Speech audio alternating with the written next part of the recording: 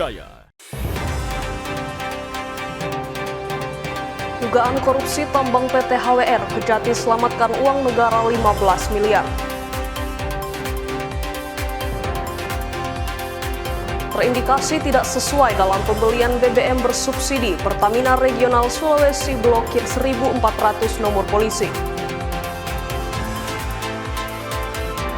Pemalangan kantor Dinkes Kabupaten Merauke mulai berdampak pada ketersediaan obat di sejumlah puskesmas.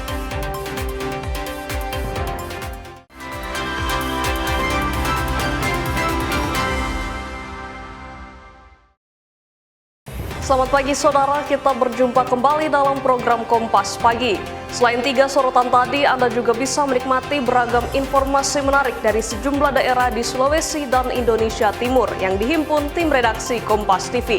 Bersama saya Megumi Sumah, inilah Kompas Pagi selengkapnya, hanya di Kompas TV, independen, terpercaya.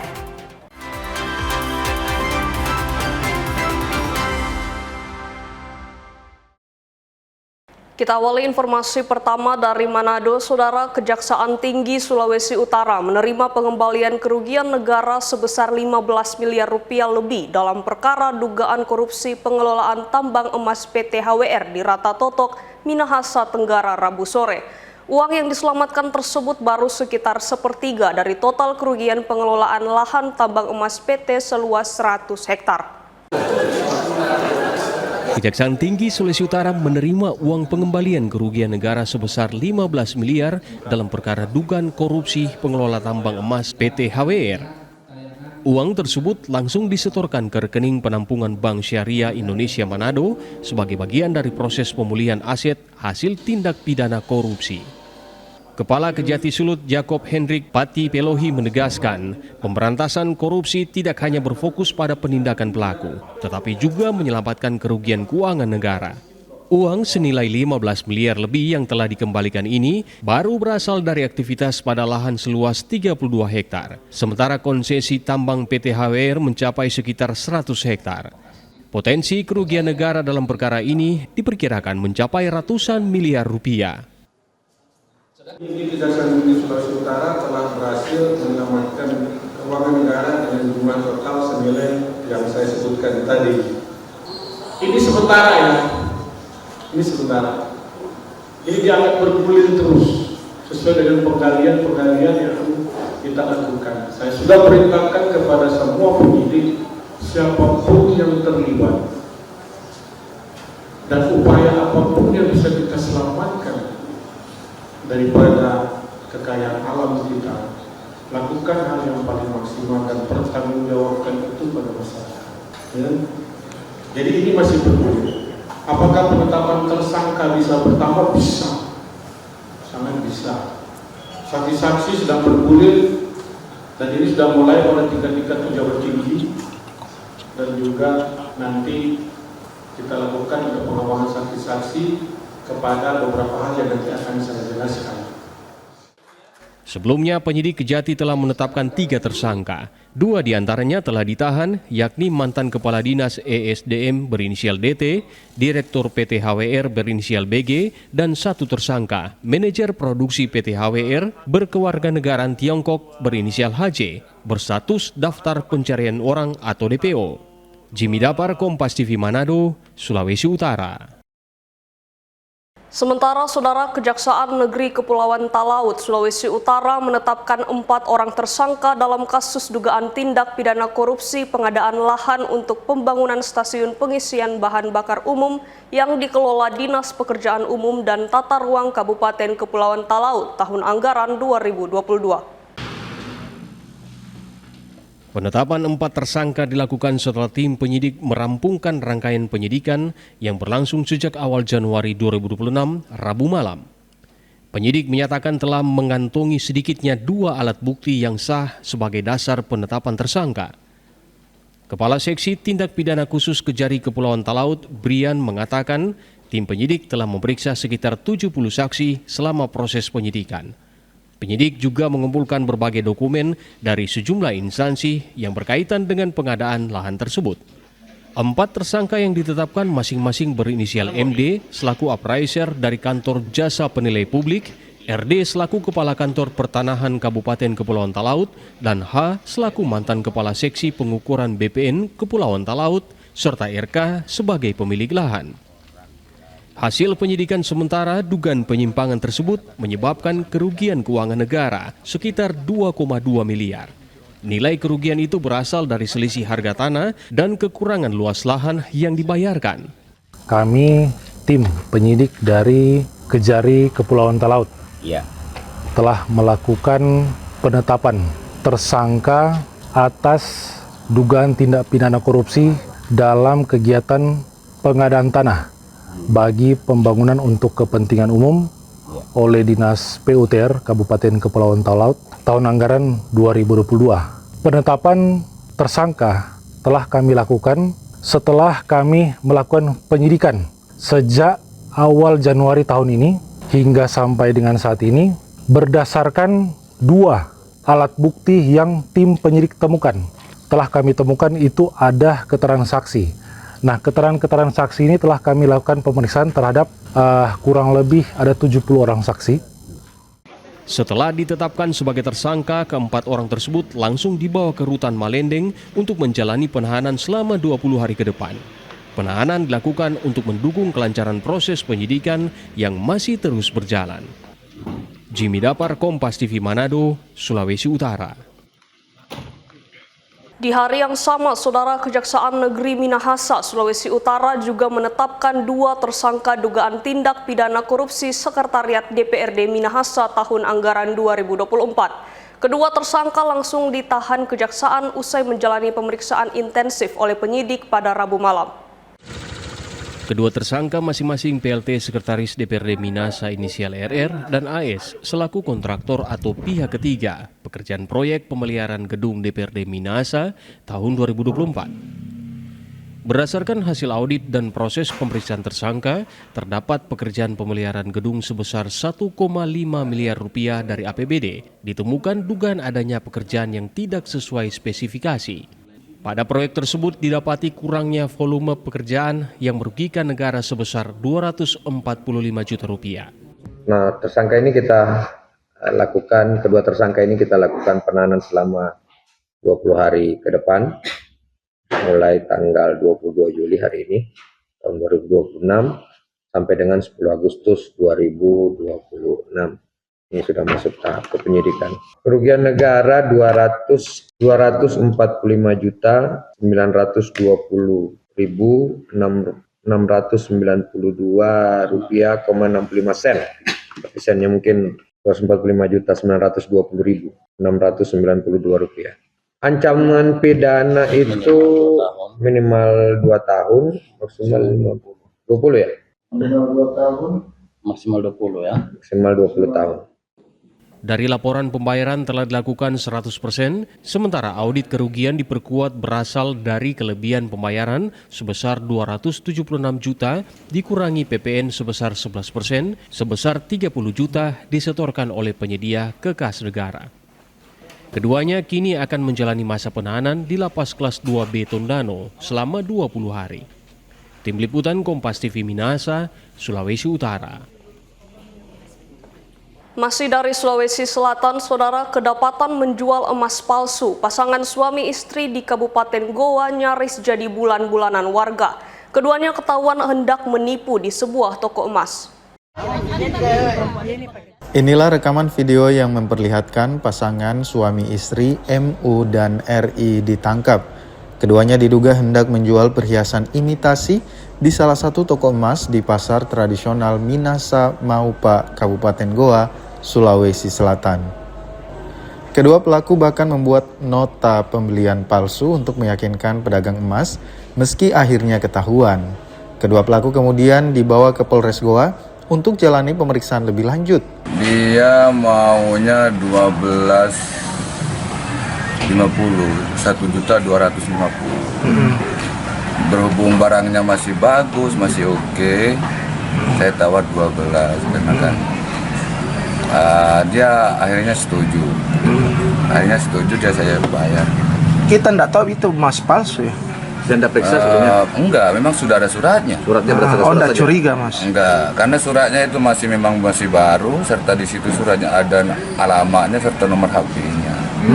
Suami istri berinisial M dengan R diduga telah melakukan tindak pidana penipuan dengan cara terlebih dahulu memesan barang berupa emas imitasi melalui Shopee berupa 6 gelang dan 2 anting-anting. Pada saat di TKP dia setelah membeli barang tersebut kemudian dipasarkan di beberapa orang, ternyata barang itu adalah imitasi dengan harga emas yang seperti penjualan emas yang asli. Polisi menyita gelang, anting, cincin imitasi sebagai barang bukti. Polisi juga menyita 6 lembar nota pembelian yang diduga palsu.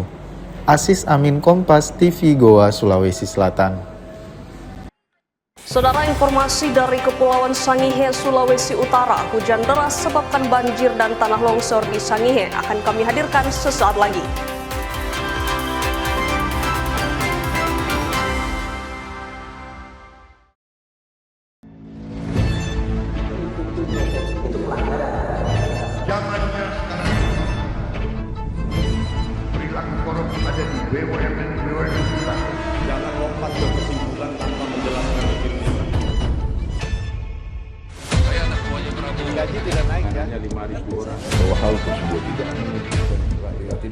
Bola Liar setiap Jumat pukul 8:30 malam live di Kompas TV. Ketahui berita dan informasi seputar kekhasan, gagasan, tantangan, serta inovasi di 38 provinsi dan 514 kabupaten kota di seluruh tanah air yang terajut menjadi inspirasi bagi bangsa. Berbagai informasi aktual dan menarik dari berbagai daerah di tanah air dalam Jurnal Nusantara. Ikuti Jurnal Nusantara setiap hari pukul 6:30 pagi live di Kompas TV.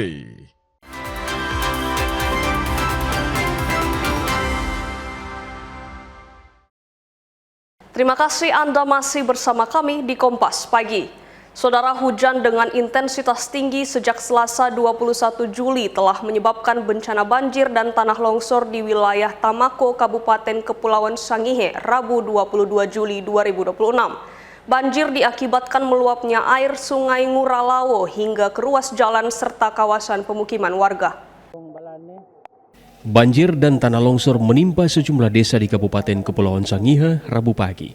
Banjir disebabkan meluapnya Sungai Nguralawo akibat tingginya intensitas hujan yang terjadi sejak Selasa kemarin. Luapan air sungai ini kemudian mengenangi rumah warga serta ruas jalan sekitar. Ada rumah-rumah yang berada di pinggir sungai besar sehingga terjadi luapan air yang sangat besar sehingga ada beberapa rumah yang terdampak. Kami dari Polsek Tamako dan jajaran melakukan evakuasi, mengamankan masyarakat yang membutuhkan pertolongan. Kemudian kami berkoordinasi juga dengan instansi terkait dengan pendirian posko, yaitu di Kampung Bidala maupun di Kampung Lelipang.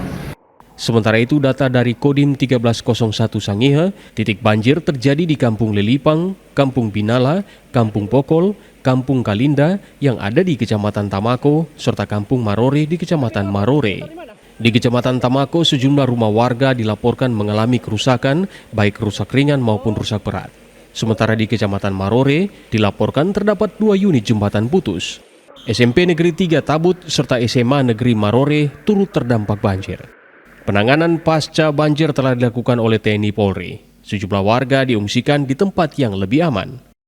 Yana Miko Singal, Kompas TV Sangihe, Sulawesi Utara. Sementara, saudara, hujan dengan intensitas tinggi yang mengguyur Kabupaten Kepulauan Sangihe mengakibatkan banjir dan tanah longsor di Kecamatan Tamako Rabu pagi.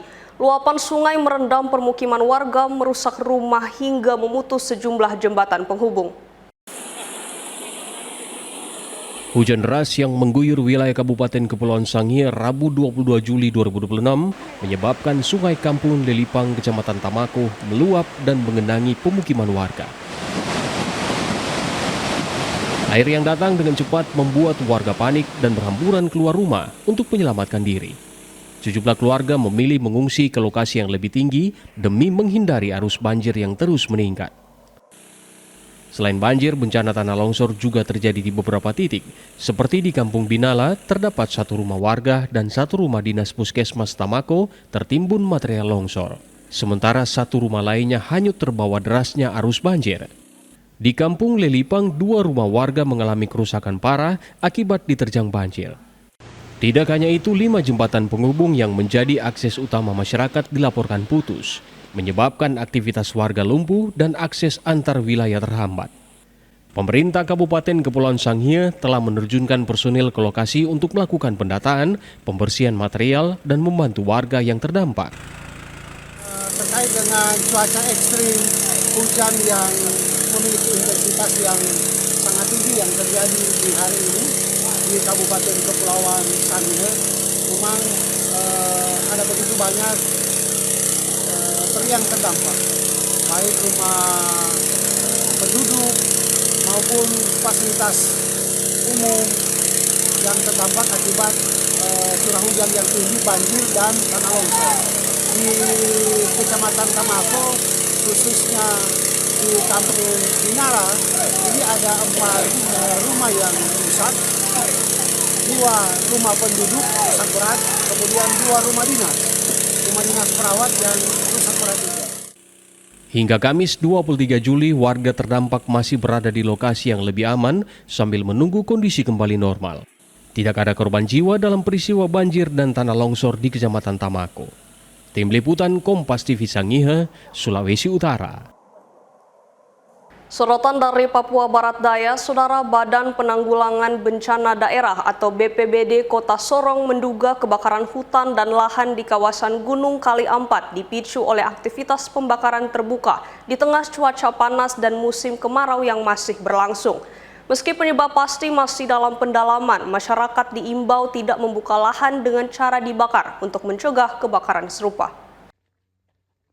BPBD Kota Sorong, Papua Barat Daya menggelar asesmen usai kebakaran hutan dan lahan di kawasan Gunung Kali Ampat akibat aktivitas pembukaan lahan. Dari hasil pemantauan awal, BPBD menilai kebakaran diduga akibat aktivitas pembukaan lahan yang dilakukan warga. Selain itu, musim kemarau yang kini dirasakan membuat api semakin mudah membesar. BPBD pun mengimbau agar warga tak membuka lahan dengan cara membakar. Yang pertama jelas himbau pada masyarakat, memang kelemahan masyarakat ini kalau dia mau buka lahan, mau cari gampang itu mau bakar lahan itu akibatnya ada kebakaran. Untuk itu kami dari pemerintah kota, mewakili pemerintah kota khususnya dari BPBD mengimbau pada masyarakat supaya tidak membakar kebun atau sampah sembarangan karena itu nanti terjadi kebakaran. Nanti merugikan kita semua.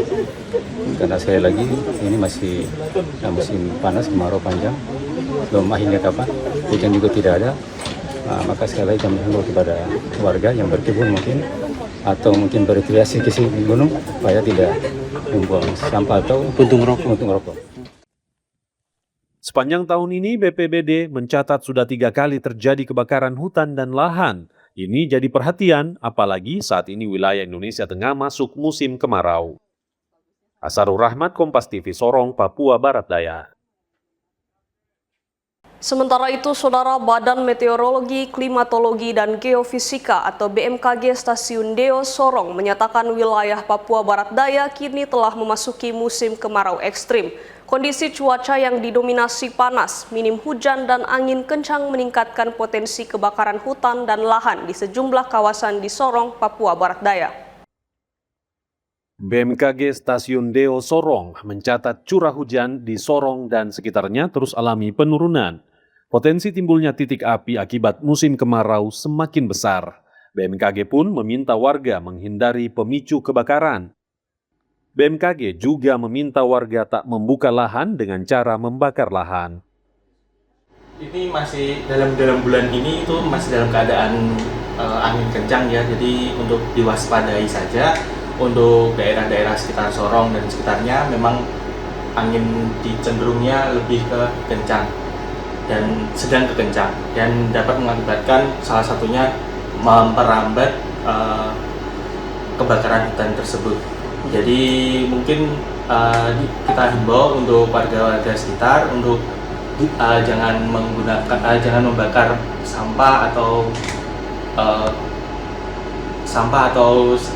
sejenisnya lah yang berada di sekitar hutan, karena sekarang untuk cuaca lagi kurang minimnya hujan dan angin yang berhembus akan mengakibatkan memperluas kebakaran tersebut. Di Provinsi Gorontalo, saudara, musim kemarau yang melanda Gorontalo mulai berdampak pada sektor pertanian hingga Rabu pagi. Akibatnya kondisi lahan yang mengering membuat hasil panen padi dan jagung di sejumlah wilayah mengalami penurunan. Musim kemarau yang telah berlangsung sekitar 2 bulan di Gorontalo mulai berdampak pada lahan pertanian di Desa Tunggulo, Kecamatan Kabila, Kabupaten Bone Bolango. Lahan sawah yang biasanya mendapat pasokan air dari irigasi dan curah hujan kini mulai mengering akibat menurunnya debit air. Sekitar 2 bulan tanpa hujan, petani terpaksa menggunakan mesin pompa untuk mengalirkan air dari embung yang berjarak sekitar 200 meter dari lahan pertanian. Petani mengaku hasil panen padi menurun sekitar 200 kg dibandingkan musim panen sebelumnya.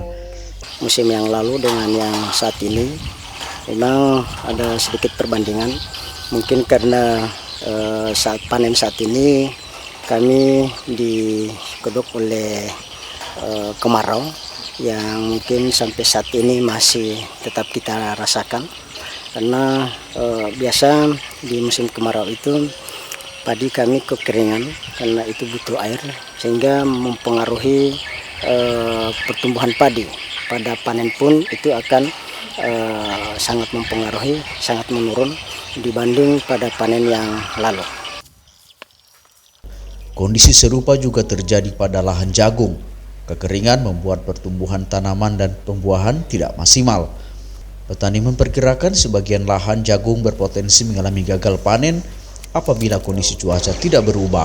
Kira-kira bagaimana DP kondisi sekarang terdampak dari musim kemarau ini? Ya kering Pak, tidak ada yang bisa mengambil air. Berapa lama Pak? Ya 2 bulan lebih. Pas mulai pupuk, cuman 1 kali turun hujan, baru sampai sekarang tidak ada. Untuk panen di jagung itu bagaimana Pak? Ya itu gagal juga itu, tidak ada yang boleh mengambil di situ. Selain menurunkan hasil panen, musim kemarau juga meningkatkan biaya operasional petani untuk bahan bakar mesin pompa air. Sebelumnya, BMKG juga telah menghimbau masyarakat dan petani mewaspadai kemarau panjang yang diperkirakan akan berlangsung di Gorontalo hingga beberapa bulan ke depan. Fikar Buntuan, Kompas TV, Gorontalo. Saudara, PDAM Kota Makassar memastikan persediaan air bersih untuk warga Makassar masih mencukupi meski telah memasuki musim kemarau.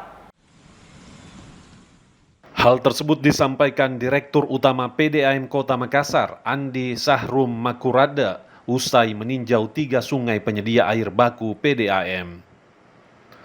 Saat ini, Kota Makassar mulai merasakan dampak kemarau panjang. Sumber air tanah warga di sejumlah wilayah mulai habis.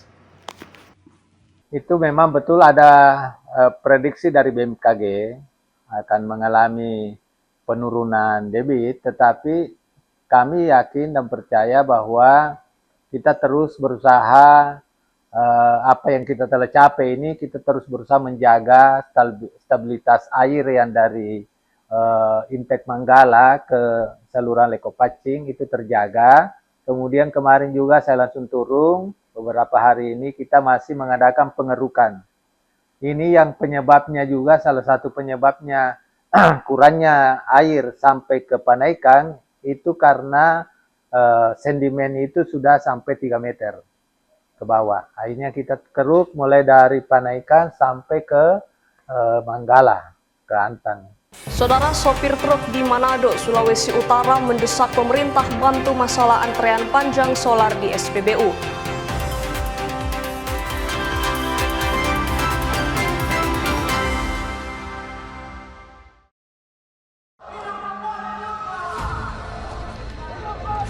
sebuah penelusuran jurnalis. Gambarkan situasi di depan dari Polda Metro Jaya tidak hanya di bagian dalam, kemudian akan disampaikan polisi lepaskan. Tampaknya suasana sudah tidak kondusif. Investigasi untuk mencari bukti. Tapi yang harus dibuktikan adalah lokasinya. Anda berani menunjukkan kemudian hak angket ini akan berujung pada pemakzulan. Di Investigasi setiap Senin pukul 8:30 malam di Kompas TV.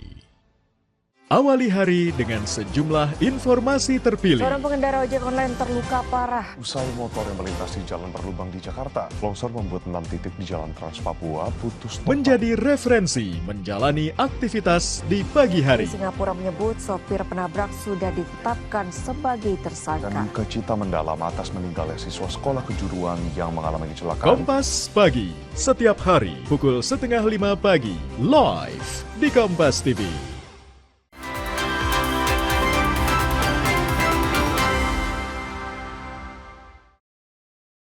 Saya Megumi Suma dan Anda masih bersama kami di Kompas Pagi. Saudara, masih terjadinya antrean solar di SPBU Kota Manado hingga Kamis siang membuat para sopir pengantar bahan bangunan mengeluh. Pasalnya, akibat antrean tersebut, proses pengantaran barang menjadi tertunda dan berdampak pada pendapatan mereka. Para supir yang mengantri solar di Kota Manado mengeluhkan belum adanya tindakan nyata dari pemerintah untuk mengurangi antrian di SPBU. Pasalnya antrian telah terjadi selama berminggu-minggu dan telah mengganggu pekerjaan para supir. Belum lagi untuk mendapatkan solar, para supir harus mengantri hingga berjam-jam lamanya. Akibatnya sejumlah supir menyebut pekerjaan mereka menjadi terhambat dan berdampak pada berkurangnya penghasilan. Sekitar 4 jam sampai 5 jam. Harapan untuk di pembatasan itu tidak ada. Kuota solar kan ini kan pembatasan. Ya sekitar 2 jam lah. Belum. Ini Om antar apa, barang apa? Bahan bangunan. Kendala kerja ada? Kendala kerja kalau udah dapat duitnya, jangan kerja. Gitu. Selain mengganggu pekerjaan para supir, antrean panjang di SPBU juga mengakibatkan kemacetan di jam-jam tertentu hingga mengganggu pelaku usaha lain yang tempat usahanya terhalangi antrian solar. Swingli Manderes, Kompas TV Manado, Sulawesi Utara.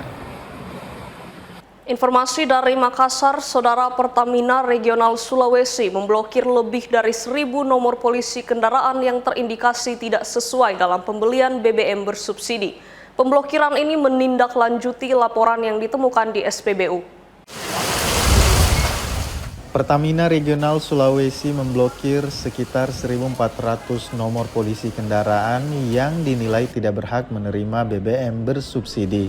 Jumlah ini merupakan rekapitulasi hingga Juni 2026 lalu. Tak hanya kendaraan yang tak berhak, tapi juga kendaraan yang menggunakan nomor polisi berbeda dengan data kendaraan yang terdaftar. Langkah ini sebagai tindak lanjut laporan yang ditemukan di SPBU sekaligus supaya mencegah penyalahgunaan BBM bersubsidi. Nopol yang sudah diblokir ini kurang lebih ada sekitar 1.400 nopol kendaraan yang diblokir ini sampai dengan bulan Juni kemarin, dan kita akan terus memonitor terkait dengan jumlah nopol yang akan kita maintain selanjutnya. Jadi kita terus akan melakukan pengecekan bekerjasama dengan lembaga-lembaga penyalur. Alasan sampai diblokirnya sama? Ya, ada beberapa kendaraan yang memang dia tidak sesuai ataupun dia memang tidak berhak mendapatkan BBM subsidi. Misalkan ada nopolnya memang berbeda dengan kendaraan yang digunakan, seperti itu. Selain memblokir nomor polisi, Pertamina juga memastikan stok BBM dan LPG di wilayah Sulawesi dalam kondisi aman. Masyarakat diimbau tidak panik buying yang dapat memicu antrean. Rama Pratama, Kompas TV, Makassar, Sulawesi Selatan. Ke informasi lain dari Manado, Saudara, harga minyak goreng curah di pasar tradisional Bersahati, Kota Manado, Sulawesi Utara mengalami penurunan. Harga minyak goreng curah yang sebelumnya Rp22.000 per kilogram kini turun Rp21.000 per kilogram. Dalam beberapa pekan terakhir, harga minyak goreng curah di beberapa pasar tradisional mulai mengalami tren penurunan harga. Di pasar Bersahati Kota Manado, harga minyak goreng curah turun menjadi Rp21.000 per kilogram, yang sebelumnya berada di harga Rp22.000 per kilogram.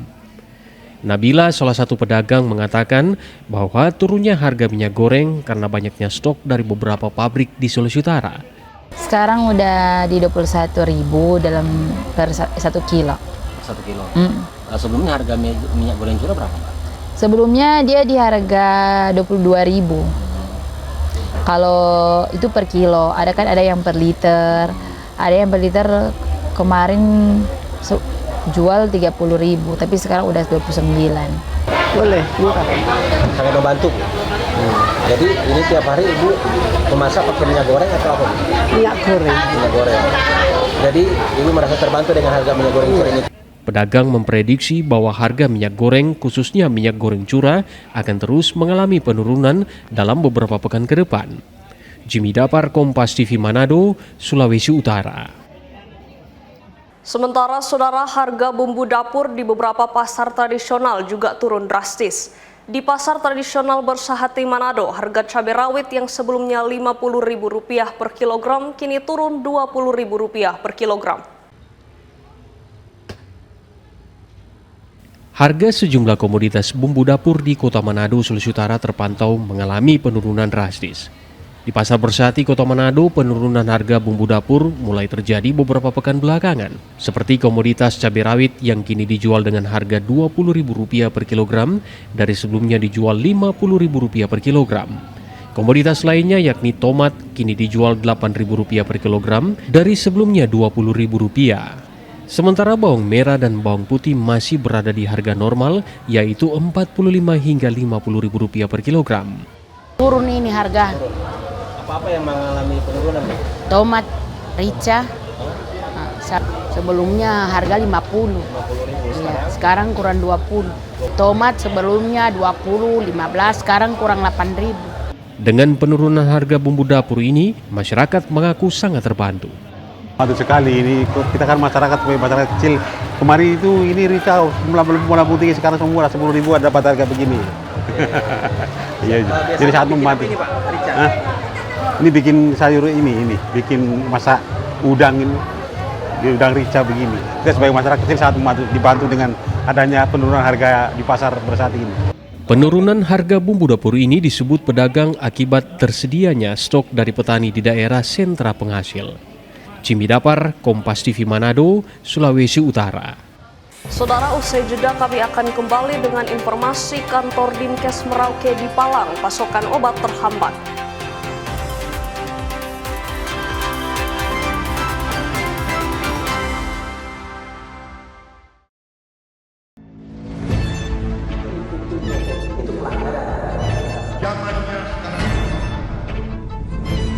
Perilaku korupsi ada di BUMN kita.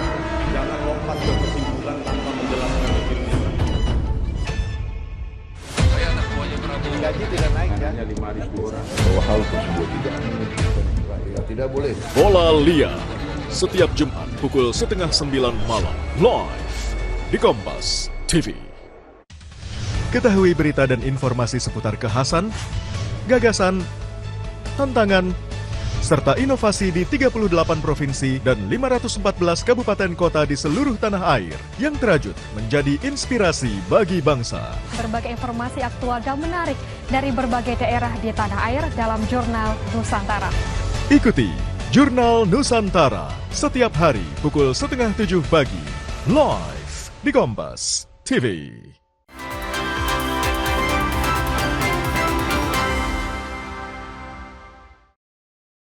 Terima kasih Anda masih bersama kami di Kompas Pagi.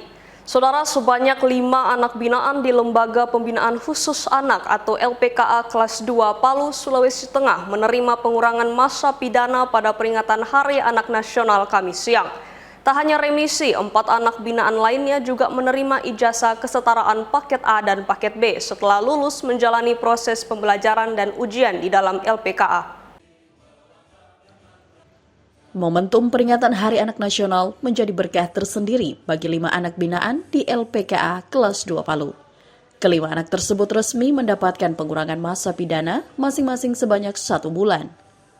Prosesi penyerahan surat keputusan remisi dilakukan secara simbolis kepada perwakilan 2 orang anak binaan.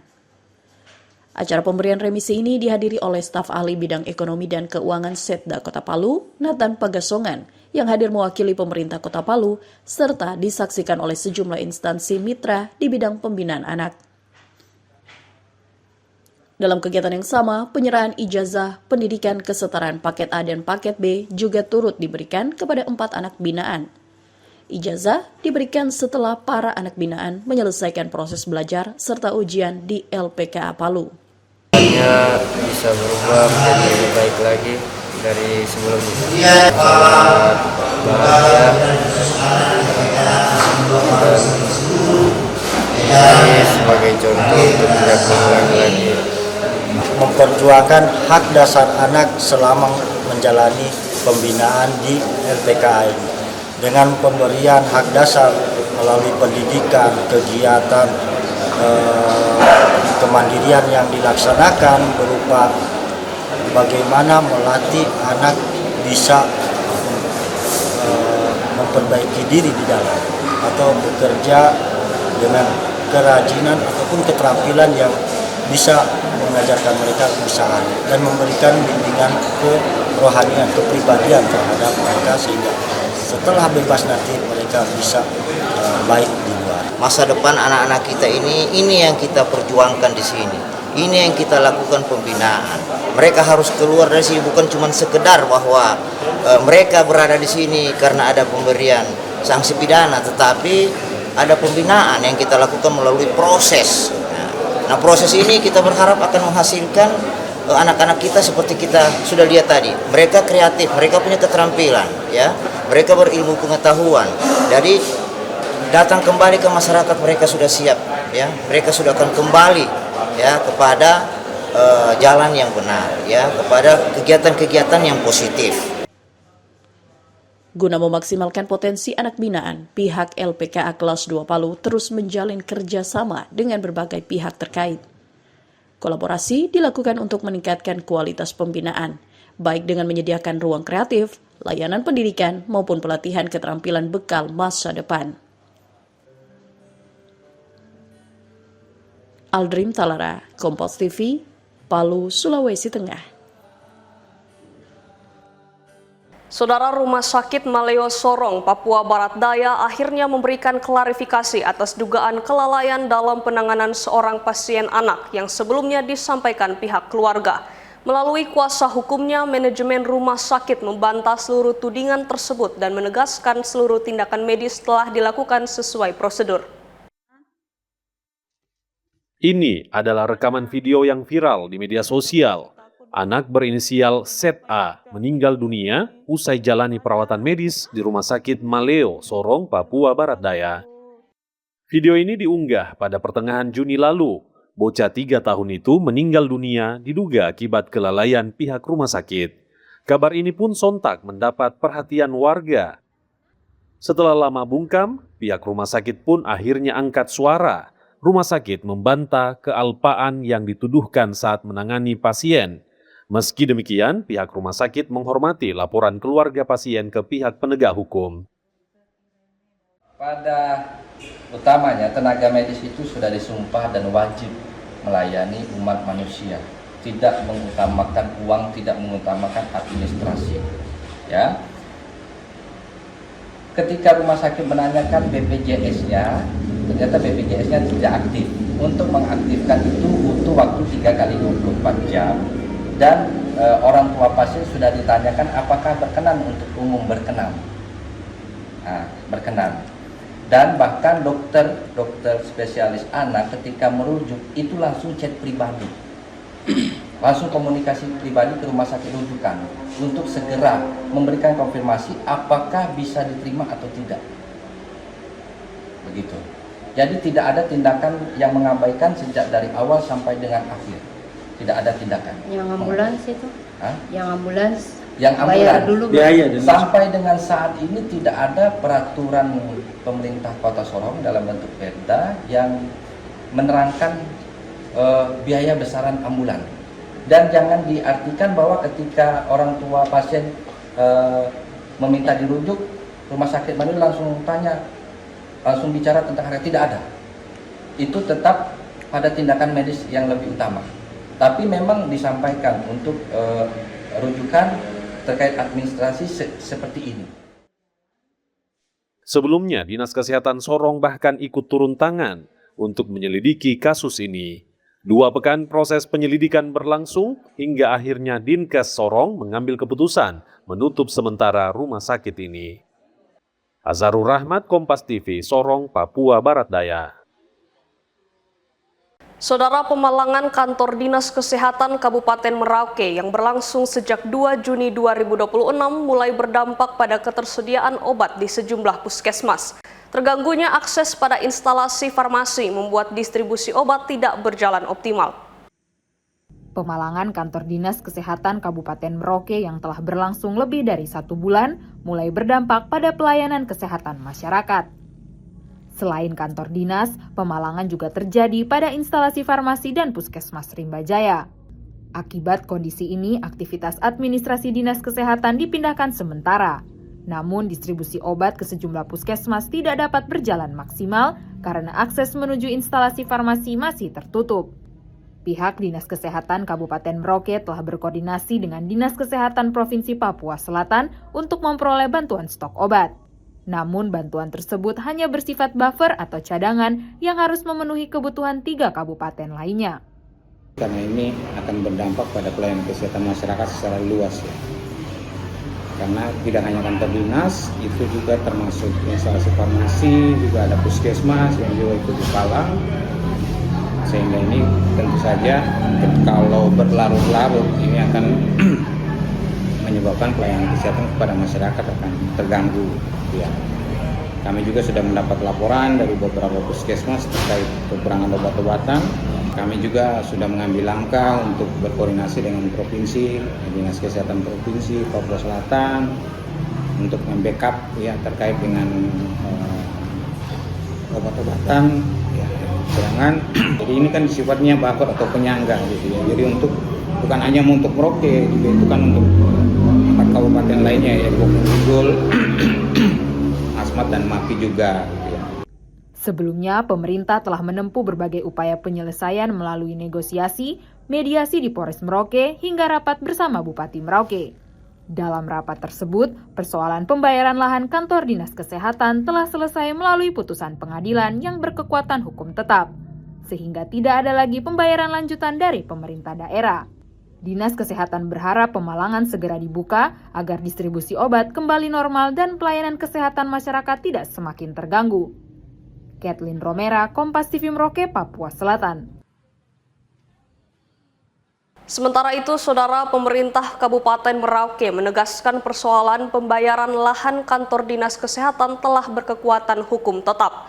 Hasil rapat bersama Bupati dan sejumlah stakeholder terkait memutuskan tidak ada lagi pembayaran atas lahan tersebut. Pemerintah telah menempuh berbagai upaya penyelesaian melalui negosiasi, mediasi di Polres Merauke hingga rapat bersama Bupati Merauke. Namun hingga kini pihak pemalang belum membuka akses tersebut. Kadis Kesehatan Kabupaten Merauke mengatakan, pemerintah Kabupaten Merauke memastikan sengketa pembayaran lahan kantor Dinas Kesehatan telah dinyatakan selesai melalui proses hukum yang berkekuatan hukum tetap. Penegasan tersebut merupakan hasil rapat tertutup yang dipimpin Bupati Merauke bersama sejumlah stakeholder terkait pada Rabu 15 Juli lalu, menyikapi pemalangan kantor Dinas Kesehatan di Jalan Lepro yang telah dipalang sejak 2 Juni 2026 lalu. Kepala Dinas Kesehatan Kabupaten Merauke, Neville Muskita, menjelaskan dalam rapat tersebut pemerintah tidak ada lagi kebijakan pembayaran lanjutan atas lahan kantor Dinas Kesehatan. Apabila masih ada pihak yang keberatan terhadap putusan tersebut, pemerintah mempersilahkan untuk menempuh jalur hukum. Intinya lah bahwa terkait dengan pembayaran tanah Dinkes itu telah mulai proses persidangan, sudah ada keputusan yang berkekuatan hukum tetap sehingga pemerintah juga tidak bisa mengambil langkah-langkah atau kebijakan untuk pembayaran selanjutnya karena terkait dengan pembayaran tanah dinas itu dianggap sudah selesai lewat proses persidangan terakhir itu. Walaupun ada keberatan dari pihak-pihak tertentu yang mungkin dalam hal ini yang memalang kantor dinas sekarang, itu dipersilakan untuk melakukan proses hukum saja, gitu kalau memang ada keberatan ya, atau ketidakpuasan terkait dengan keputusan hukum yang sebelumnya. Meski demikian, pemerintah tetap meminta agar Pemalangan segera dibuka karena berdampak terhadap pelayanan kesehatan. Selain itu, Pemalangan juga menghambat akses instalasi farmasi yang mendistribusikan obat-obatan ke sejumlah puskesmas di Merauke, sehingga sejumlah puskesmas dilaporkan mulai kekurangan stok obat. Kathleen Romera, Kompas TV Merauke, Papua Selatan. Kita beralih ke sorotan lain, Saudara. Balai Penjaminan Mutu Pendidikan Provinsi Gorontalo menyebut dampak program makan bergizi gratis atau MBG terhadap peningkatan mutu pendidikan di Gorontalo hingga kini belum dapat diukur. Program makanan bergizi gratis yang menjadi salah satu program andalan Presiden Republik Indonesia Prabowo Subianto terus berjalan di berbagai sekolah di Gorontalo selama hampir 2 tahun. Namun hingga kini belum ada pengukuran yang dapat menunjukkan kontribusi program tersebut terhadap peningkatan mutu pendidikan.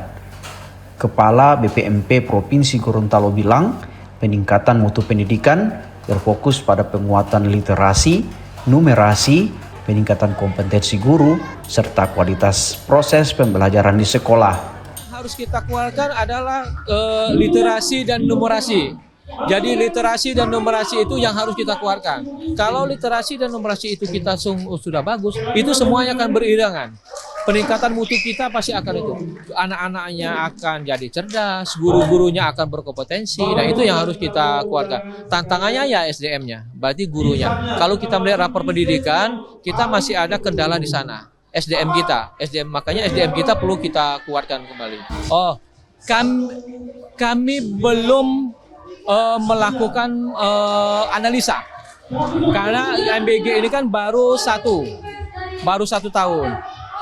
Di kita, jadi kita belum bisa melihat pergerakannya seperti apa, apakah MBG ini berdampak atau belum. Kami belum menganalisa sampai ke sana.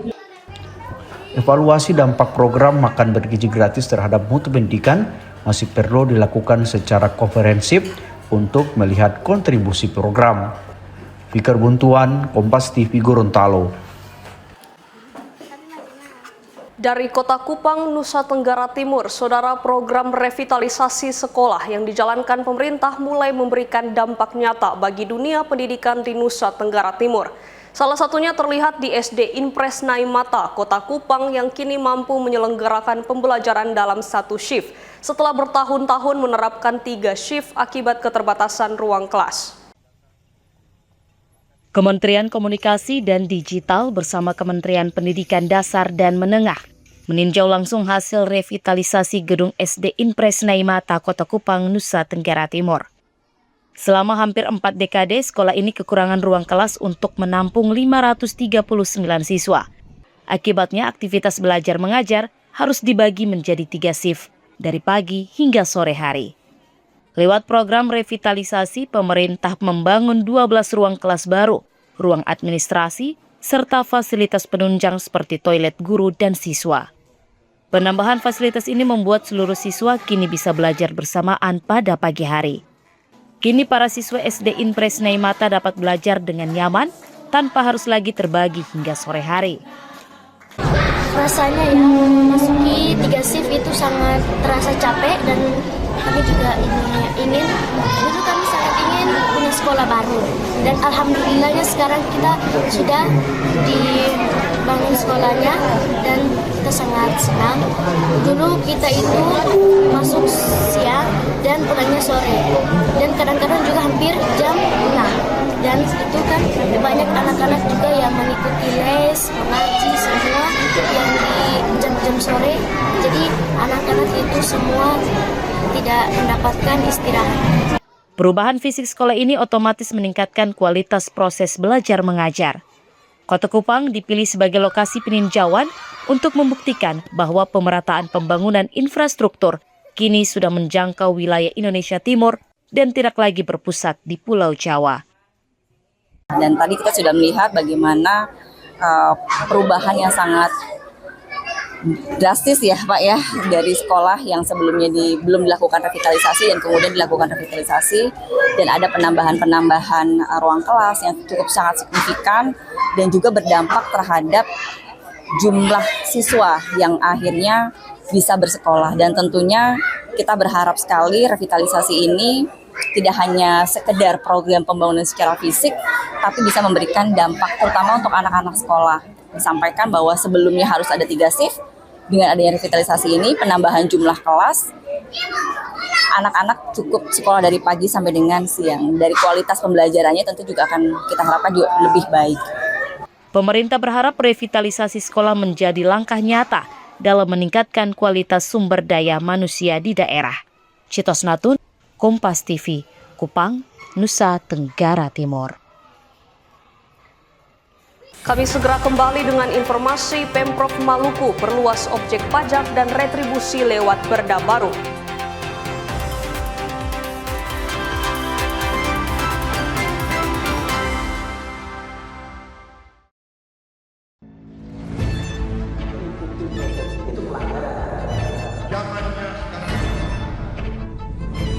Perilaku korup ada di BUMN kita.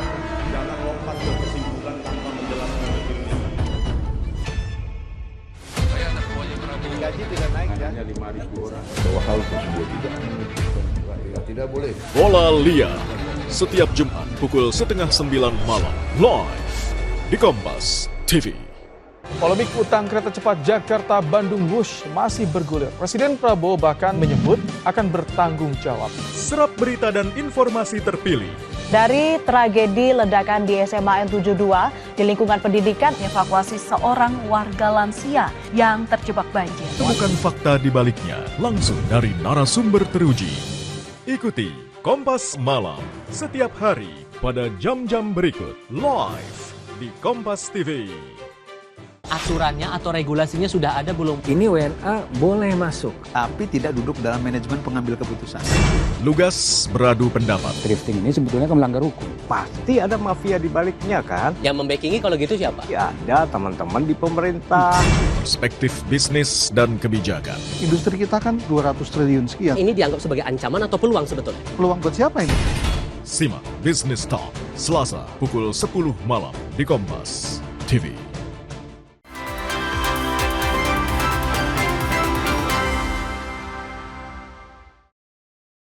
Saya Megumi Suma, terima kasih Anda masih bersama kami di Kompas Pagi.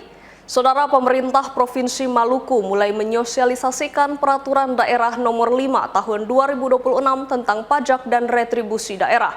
Regulasi baru ini menjadi strategi utama Pemprov Maluku untuk melebarkan basis pajak dengan membidik lebih dari 7.000 objek retribusi baru demi mendongkrak pendapatan asli daerah atau PAD. Target PAD. Demi meningkatkan kemandirian keuangan daerah, pemerintah Provinsi Maluku melalui Badan Pendapatan Daerah mulai menyosialisasikan Perda nomor 5 tahun 2026 tentang pajak dan retribusi yang berlangsung di kantor Gubernur Maluku. Aturan baru ini dibuat untuk menggantikan Perda nomor 2 tahun 2024. Sebagai bentuk penyesuaian Undang-Undang Nomor 1 Tahun 2022 tentang hubungan keuangan antara pemerintah pusat dan daerah. Perda ini diharapkan mampu memberikan kepastian hukum sekaligus mengoptimalkan PAD lewat penambahan 7.272 objek retribusi baru. Tambahan objek pendapatan ini nantinya akan dikelola oleh 38 organisasi perangkat daerah atau OPD pemungut. Dari langkah yang kita lakukan, kita mendorong kurang lebih 7.000 objek baru yang ada pada OPD-OPD, termasuk OPD baru yang terlibat di dalam Perda dimaksud. Di antaranya adalah ESDM, kemudian kehutanan, lalu OPD-OPD lain yang sudah teridentifikasi. Target yang kita lakukan sesuai dengan APBD kita. Dan kita harapkan bahwa upaya untuk pemenuhan target itu disupport oleh Pemda masing-masing kabupaten kota dan UPTD kita yang ada di 12 UPTD. Terima kasih. Capaian semester 1 kita melampaui target kurang lebih sudah 50,8%. Selain memperluas objek pajak, Bapeda juga akan bergerak hingga ke tingkat kecamatan dan desa untuk mengidentifikasi kendaraan bermotor guna memperkuat data wajib pajak. Yahya Lating, Kompas TV Ambon, Maluku. Masih dari Maluku, Saudara, pemerintah Kota Ambon terus memacu digitalisasi data perlindungan sosial atau Perlinsos demi akurasi bantuan yang tepat sasaran. Hingga Selasa kemarin tercatat lebih dari 25.000 kepala keluarga di Ambon telah resmi terdaftar ke dalam sistem nasional. Progres digitalisasi data Perlinsos di Kota Ambon terus meningkat. Berdasarkan data terbaru hingga Selasa 21 Juli 2026, sebanyak 25.586 kepala keluarga atau sekitar 21,25% dari total target 120.000 lebih kepala keluarga di Ambon kini telah terintegrasi dalam sistem nasional. Untuk mengejar target sisa hingga pertengahan Agustus, Pemkot telah mengaktifkan 529 agen pendamping dari total 650 agen yang disiapkan. Bagi masyarakat yang sudah mengantongi identitas kependudukan digital atau IKD, pendaftaran bisa dilakukan secara mandiri. Namun bagi warga yang belum memiliki IKD atau terkendala fasilitas telepon genggam, pendaftaran akan dibantu langsung oleh ratusan agen aktif di lapangan. Harapan dari pemerintah adalah itu satu data Indonesia, sehingga kalau ada melihat tingkat kesenjangan, tingkat kesejahteraan sosial dari masyarakat Indonesia itu melalui Perlinsos. Jadi tujuannya adalah mendapatkan satu data Indonesia. Jadi seluruh masyarakat warga Kota Ambon itu wajib terdaftar di dalam Perlinsos, baik melalui pendaftaran mandiri yang telah memiliki IKD atau identitas kependudukan digital, tetapi bagi warga masyarakat yang belum memiliki IKD atau tidak kepemilikan handphone itu bisa melalui agen-agen yang telah disiapkan oleh pemerintah kota.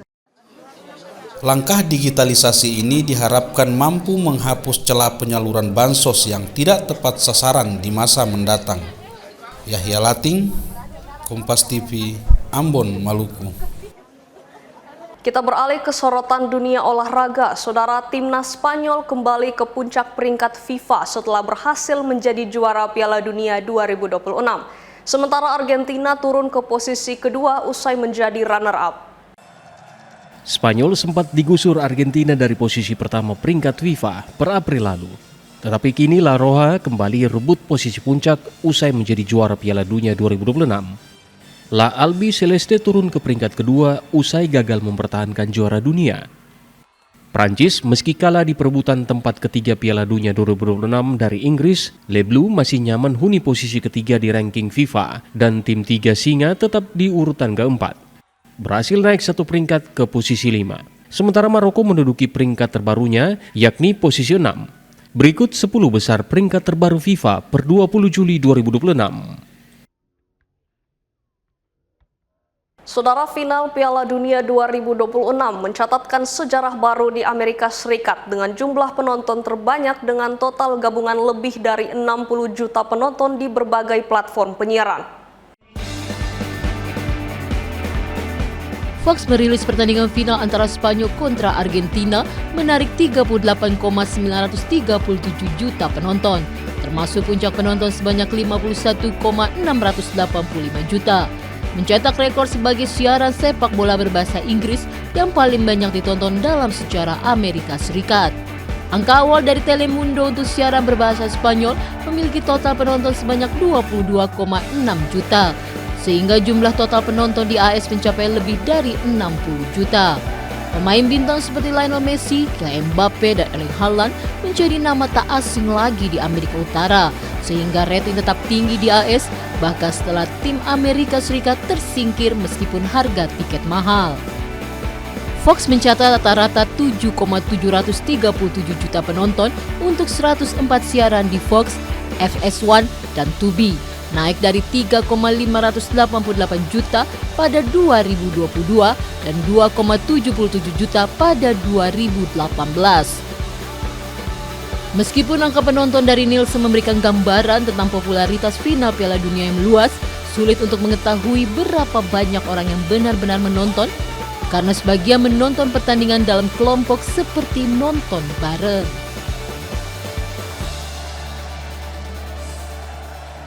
Informasi tadi menutup perjumpaan kita dalam program Kompas Pagi. Saya Megumi Sumah bersama kru yang bertugas mengucapkan terima kasih atas kebersamaan Anda. Tetap saksikan rangkaian program berita di Kompas TV, independen, terpercaya.